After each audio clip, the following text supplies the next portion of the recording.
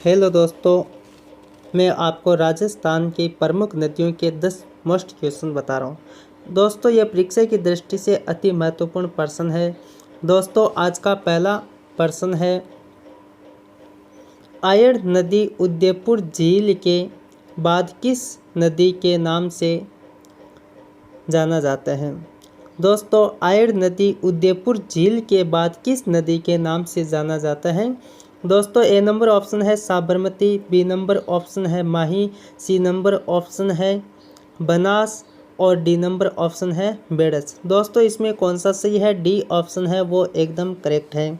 दोस्तों, ये उदयपुर झील है, इससे पहले की नदी है, इसको तो आयड़ नदी के नाम से जाना जाता है, आयड़ नदी।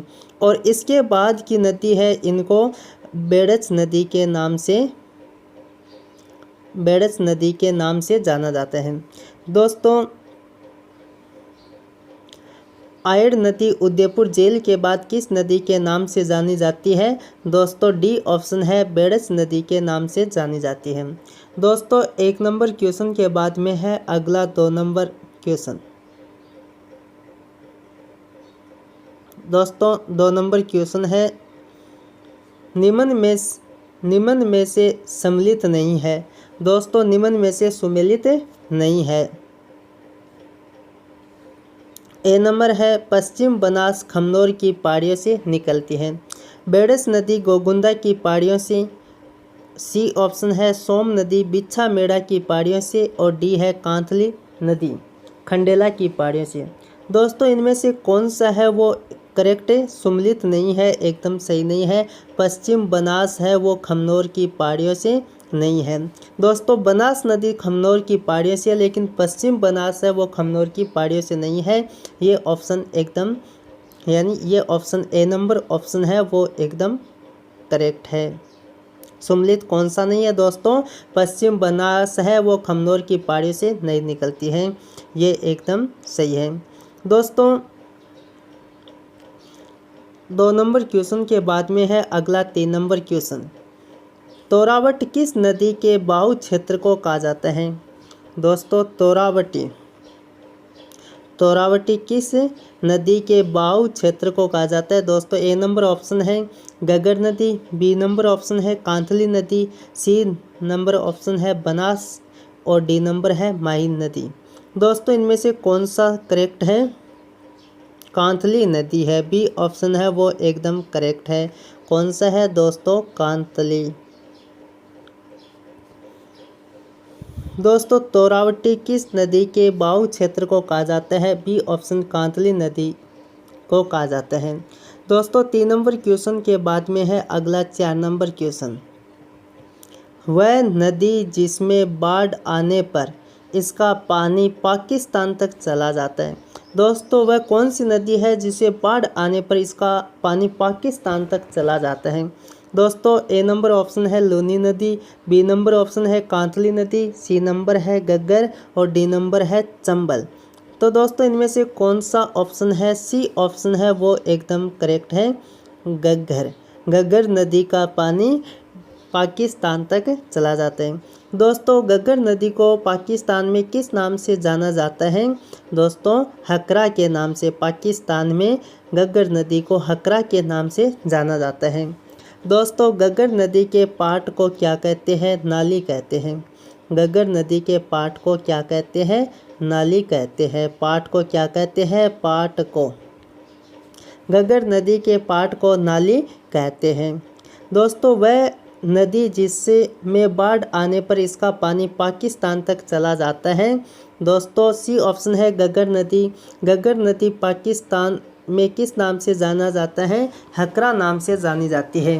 दोस्तों, गग्गर नदी के पाट को नाली भी कहते हैं। दोस्तों, ये गग्गर नदी हनुमानगढ़ ज़िले में बहती है और हनुमानगढ़ से गंगानगर होकर के यह पाकिस्तान के फोर्ट अब्बास तक कहाँ पे है? फोर्ट अब्बास कहाँ तक जाती है? पाकिस्तान में फोर्ट अब्बास तक बहती है। दोस्तों, 4 नंबर क्वेश्चन के बाद में है अगला 5 नंबर। बारां जिले के शेरगढ़ अभ्यारण्य में कौन सी नदी बहती है? दोस्तों बारां जिले के शेरगढ़ अभ्यारण्य में कौन सी नदी बहती है? दोस्तों ए नंबर ऑप्शन है परवन, बी नंबर ऑप्शन है पार्वती, सी नंबर ऑप्शन है काली सिंध और डी नंबर है चंबल। तो दोस्तों बारां जिले के शेरगढ़ अभ्यारण्य में कौन सी नदी बहती है? ए ऑप्शन है वो एकदम करेक्ट है, परवन नदी बहती है। दोस्तों आपने पहले भी पढ़ा है शेरगढ़ का किला बारां में है। तो शेरगढ़ का किले को किस नाम से जाना जाता है? कोसवर्धन। बारां जिले में कोसवर्धन दोस्तों किस नाम से जाना जाता है? कोसवर्धन के नाम से जाना जाता है। दोस्तों 5 नंबर क्वेश्चन के बाद में है अगला 6 नंबर क्वेश्चन। बिसलपुर बांध किस नदी पर स्थित है? दोस्तों बिसलपुर बांध किस नदी पर स्थित है? दोस्तों ए नंबर ऑप्शन है मेडा नदी, बी नंबर ऑप्शन है चंबल, सी नंबर ऑप्शन है बनास, डी नंबर ऑप्शन है बाणगंगा। तो दोस्तों इनमें से कौन सा करेक्ट है? इनमें सी ऑप्शन है वो एकदम करेक्ट है, बनास। दोस्तों बिसलपुर बांध किस नदी पर स्थित है? बनास नदी पर स्थित है। दोस्तों यह बनास नदी किस जिले में है? बिसलपुर बांध ये किस जिले में है? ये टोंक जिले में है। बिसलपुर बांध दोस्तों किस जिले में है? टोंक। बिसलपुर बांध किस नदी पर स्थित है? दोस्तों बनास नदी पर। ये दोस्तों बिसलपुर बांध किस जिले में है? टोंक जिले में। दोस्तों 6 नंबर क्वेश्चन के बाद में है अगला 7 नंबर क्वेश्चन नंबर 7। मेजा बांध किस नदी पर स्थित है? दोस्तों मेजा बांध किस नदी पर स्थित है? ए नंबर ऑप्शन है चंबल नदी, बी नंबर ऑप्शन है बनास, सी नंबर ऑप्शन है कोठारी और डी नंबर ऑप्शन है माई। दोस्तों इनमें से कौन सा करेक्ट है? ये मेजा बांध कोठारी नदी पर है। सी ऑप्शन है वो एकदम करेक्ट है, कोठारी नदी। दोस्तों मेजा बांध किस नदी पर स्थित है? कोठारी नदी पर है। दोस्तों कोठारी नदी किस जिले में है? मेजा बांध दोस्तों ये मेजा बांध है, ये किस जिले में है? भीलवाड़ा में, भीलवाड़ा। दोस्तों मेजा बांध किस जिले में स्थित है? भीलवाड़ा में। और मेजा बांध किस नदी पर स्थित है? कोठारी नदी के किनारे स्थित है। दोस्तों 7 नंबर क्वेश्चन के बाद में है अगला 8 नंबर क्वेश्चन।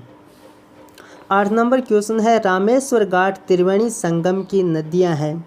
रामेश्वर घाट त्रिवेणी संगम की नदियां हैं। दोस्तों ए नंबर ऑप्शन है बनास, माही, जाखम। दोस्तों बनास, माही, जाखम का त्रिवेणी संगम वेणेश्वर है। कौन सा है? वेणेश्वर। तो दोस्तों ये ऑप्शन करेक्ट नहीं है। बनास, चंबल, सीप दोस्तों बनास, चंबल, सीप है इनका त्रिवेणी संगम रामेश्वर। इसको रामेश्वर के नाम से जाना जाता है, रामेश्वर। बनास, चंबल, सीप है इनको रामेश्वर के नाम से। बनास, बेड़च, मेनाल है इसका त्रिवेणी संगम है बिगौद। कहाँ पे है दोस्तों? बिगौद। ये बिगौद है, ये भीलवाड़ा में है, भीलवाड़ा। दोस्तों रामेश्वर घाट त्रिवेणी संगम किस नदियों पर है? त्रिवेणी संगम की नदियां कौन सी है? दोस्तों ये बी ऑप्शन है वो एकदम करेक्ट है, बनास, चंबल, सीप है वो एकदम करेक्ट है। दोस्तों सोम, माई, जाखम का त्रिवेणी संगम है वेणेश्वर धाम। और दोस्तों बनास, चंबल, सीप का है त्रिवेणी संगम रामेश्वर। और बनास, बेड़च, मेनाल का त्रिवेणी संगम है बिगौद, ये भीलवाड़ा जिले में है। दोस्तों 8 नंबर क्वेश्चन के बाद में है अगला 9 नंबर क्वेश्चन। फुलवारी की नाल अभ्यारण्य से कौन सी नदी होकर गुजरती है? दोस्तों फुलवारी की नाल दोस्तों आपको पता है फुलवारी की नाल अभ्यारण्य से कौन सी नदी होकर गुजरती है? दोस्तों ए नंबर ऑप्शन है सोम, बी नंबर ऑप्शन है मानसी और सी नंबर है वाकल, डी नंबर ऑप्शन है उपर्युक्त सभी। दोस्तों इनमें से कौन सा है? डी ऑप्शन है वो एकदम करेक्ट है, उपर्युक्त यानी सभी सही है। उपर्युक्त सभी नदियां गुजरती है। फुलवारी की नाल अभ्यारण्य से सोम नदी भी गुजरती है, मानसी नदी भी गुजरती है और वाकल नदी भी गुजरती है, यानी तीनों नदियां भी गुजरती है। उपर्युक्त सभी ऑप्शन है वो एकदम करेक्ट है। दोस्तों आपको पता है फुलवारी की नाल अभ्यारण्य ये उदयपुर जिले में है। किस जिले में है? उदयपुर। फुलवारी की नाल अभ्यारण्य है वो उदयपुर जिले में स्थित है। दोस्तों 9 नंबर क्वेश्चन के बाद में है अगला अंतिम क्वेश्चन है 10 नंबर। ऐसा कौन सा जिला है जिसमें कोई नदी नहीं बहती है? दोस्तों यह परीक्षा में बार बार पूछा भी जाता है, ऐसा कौन सा जिला है जिसमें कोई नदी नहीं बहती है? दोस्तों ए नंबर ऑप्शन है चूरू, बी नंबर ऑप्शन है गंगानगर, सी नंबर ऑप्शन है हनुमानगढ़ और डी नंबर ऑप्शन है जयपुर। दोस्तों इन तीनों में तो नदियाँ गुजरती है। गंगानगर हनुमानगढ़ में घग्गर नदी, जयपुर में भी बैराठ की पहाड़ियाँ हैं, वहाँ से नदियाँ निकलती हैं। लेकिन चूरू जिला एक ऐसा जिला है जिसमें कोई भी नदियाँ नहीं गुजरती। इनमें कौन सा ऑप्शन सही है? चूरू ऑप्शन है वो एकदम करेक्ट है। ऐसा कौन सा जिला है जिसमें कोई नदी